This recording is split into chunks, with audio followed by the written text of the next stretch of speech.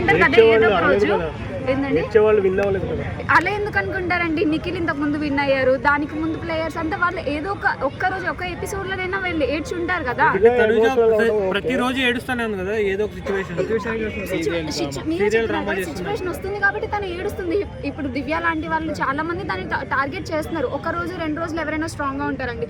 మిమ్మల్ని ఎవరైనా టార్గెట్ చేస్తే మీరు ఏడవకుండా ఉంటారు కదా. ఏడుస్తారు. ఆర్మీ పవన్ కి విన్నర్ ఇస్తారు అనుకుంటున్నారు, మీరేమంటారు? ఆర్మీ పవన్ గురించి ఏం చెప్తారు? ఆర్మీ పవన్ తన గేమ్ మీద ఎక్కువ ఫోకస్ చేస్తే బెటర్ అనిపిస్తుంది, తనుజ మీద కన్నా. Okay, thank you. ఓకే, అయితే మేబీ అందరూ చెప్తున్నారు కళ్యాణ్ విన్ అవుతాడు అని చెప్తున్నారు, మీరేమంటారు? డెమాన్ పవన్ విన్ అవుతాడా? ఓకే, సో తనుజ గారి గేమ్ ఎలా అనిపిస్తుంది మీకు? సరే, అయితే గారు రీతుని అన్నారు కదా, క్యారెక్టర్ అనాలిసిస్ చేశారు కదా, ఏమనిపిస్తుంది? అంటే కరెక్టేనా అది అలా అంటాం? అండ్ వాళ్ళ పర్సనల్ ఇష్యూ, కానీ తను బయటికి చెప్పడం తన రాంగ్. సార్ కూడా చూసుకుంటారు ఈ సాటర్డే రోజు. అంటే ఎక్కడో లాస్ట్ టైం అన్నది తప్పించుకోవడానికి ప్లాన్ చేస్తుంది సంజన అని చెప్పేసి అంటున్నారు. అంటే మొన్న కూడా ఒకసారి అంది కదా సేమ్ రీతుని, అందుకని చెప్పేసి డిమాండ్ని మ్యానిపులేట్ చేస్తుంది అని చెప్పేసి అంటున్నారు, మీరేమంటారు? మ్యానిపులేట్ చేస్తే తన గేమ్ ఎలా విన్ అవుతాడు? తన గేమ్ లాస్ అవుతాడు కదా. తను సపోర్ట్ చేస్తుంది కాబట్టి డెమాన్ పవన్ అయినా రీతు అయినా ఆల్మోస్ట్ ఇద్దరు బాగానే ఆడుతున్నారు. ఎవరికి వాళ్ళకి ఉంటుంది బాండింగ్స్, అందరికీ ఉన్నాయి కదా అక్కడ బిగ్ బాస్లో.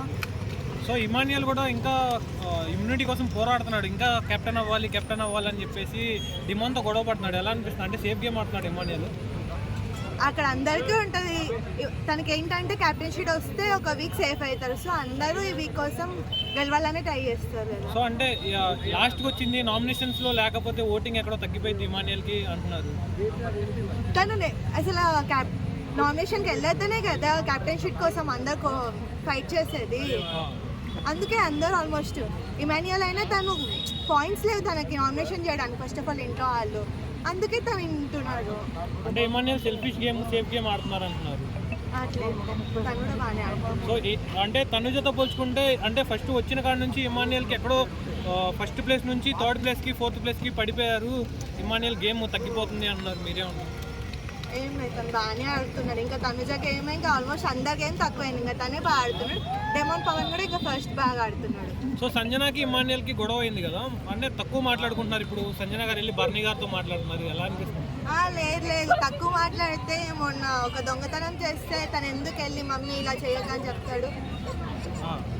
సో మొన్న సంజన అన్న మాటలకు కూడా ఇమాన్యుయల్ స్టాండ్ తీసుకున్నాడు కదా, ఎలా అనిపిస్తుంది? మంచి తీసుకున్నా. ఆల్మోస్ట్ ఇంట్లో వాళ్ళు అందరు తీసుకున్నారు కదా, అలా అనొద్దు, నువ్వు చాలా రాంగ్గా మాట్లాడుతున్నావు అని.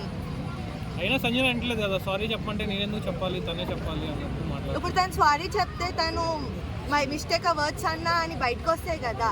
తను స్ట్రాంగ్గానే ఉంటేనే కదా తను అన్న తప్పు కాదని చూపించుకోవడానికి. సో కళ్యాణ్ గేమ్ ఎలా అనిపిస్తుంది? బాగానే ఆడుతున్నాడు. బ్రో ఎలా అనిపిస్తుంది బిగ్ బాస్? ఓకే, అయితే మీకు నచ్చిన కంటెస్టెంట్ ఎవరు అడగండి మచ్చా, ఎందుకని?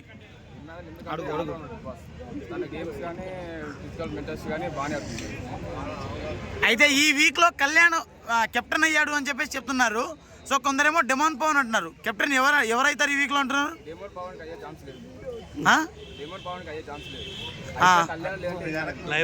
అయితే కళ్యాణ్ లేకుంటే ఏమైనా పని అయిపోయిందంట. డెమాన్ పవన్